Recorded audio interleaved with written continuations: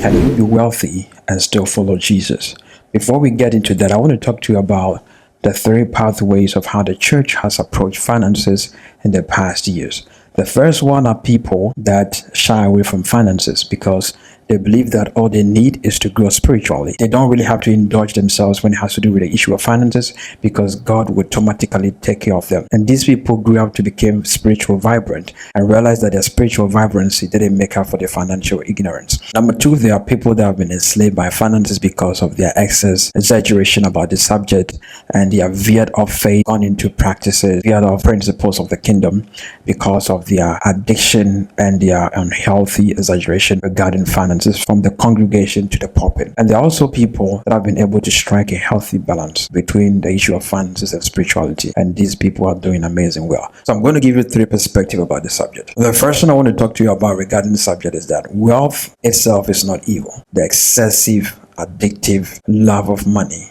is evil. Many people misinterpret 1 Timothy 6 verse 10 wrongly, and they begin to say things like money is evil. So they're really not concerned about the issues of money. And when they see a lot of prosperity going in the church, they begin to attribute that to prosperity gospel, because they have a different orientation about financial prosperity in the church. And I don't believe money changes people. Money is a tool, amplifies who you really are. Whatever you have in your heart, when money is attached to your life, it is going to magnify it. For instance, if you are a generous person, when you are blessed with much wealth, you are going to be a dangerous, generous person. When you are stingy, when you are selfish, when we give you access to dollars of money, you are going to be the worst selfish person on earth. So money is just a tool. And how you use it will determine whether you are using it wisely or you are using it to perpetuate your evil appetite. Many people are unhealthily obsessed with money, and that's where the danger is. They will do everything, break principles, they will break protocols, and they will do whatever it takes to get access to money because they'll be enslaved with it because of their excessive love towards money. We can take two people, for instance. We will empower both of them financially. And you see that one is going to use their money to fund mission trips of the church, going to contribute to kingdom building, is going to touch lives in the society, reach out to people, and help the situation of the nation or society change in a way.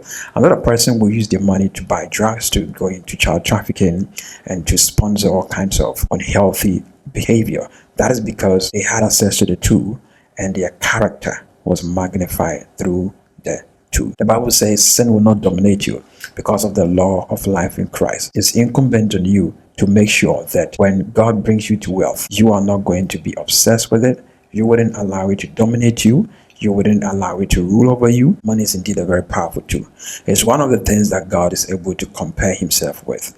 When it has to do with our rendering of our worship, he says that it's either you serve me or you serve Mammon, God of money. It's very powerful and it can really change your loyalty. That drives me to another interesting point. Wealth attached with kingdom purpose is the best. God wants to prosper you. Every person called into wealth, whether it's through your business, whether it's through investment, whether it's through God's favor and blessings upon you, attaching your wealth to kingdom purpose, as the Bible says in Matthew 6:33, that seeking first the kingdom of God and his righteousness. The reason why God wants to bless you financially is for you to, number one, provide for your needs, and number two, also support his kingdom. He wants you to use your resources to empower the gospel. He wants you to use your resources to empower your society in a good way, in a positive way, to touch your society, that people will look at you, that you are a believer, you are a Christian, you are blessed financially, but the way you handle the issue of finances and the way you are impacting your society positively with your finances gives God the glory. Not the kind of finances or not the kind of wealth acquisition that takes, number one, glory away from God, and number two, puts an indictment on the integrity of God, but the one that promotes his kingdom, the one that is attached to his kingdom purpose. And the last thing I want to talk to you about is that you remember the passage in the book of Mark chapter 10 verse 25, where Jesus was talking to his disciples and a group of people, and he told them that it's very difficult for a rich man to enter into the kingdom of God.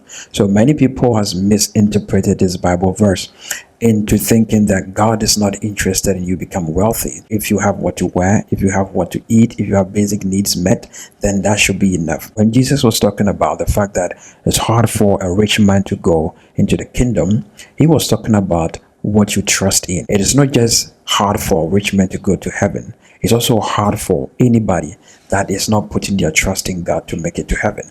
Maybe your allegiance and your loyalty is not to money, but it's to something else. This scripture is applicable to you also, because it's hard for you to trust in anything apart from God and make it into the kingdom of God. Without Jesus, there is no access. Without your trust in the finished work of Jesus, there is no access point for you. So when God is saying that it's hard for you to go to heaven because of your wealth, he's talking about the people that are idolizing their wealth, the people that see money as their only source of hope, their only source of strength. They boast in their wealth, they boast in their material acquisition in place of giving glory to God. They believe that the source of their confidence, the source of their good health, the source of their power, the source of their influence in society is mainly because of the wealth they have. And that is the mindset towards wealth that the Bible is speaking against. Not really talking about you experiencing financial prosperity. It's the will of God to prosper you when it has to do with your finances. But the question is, are you going to be enslaved by the wealth?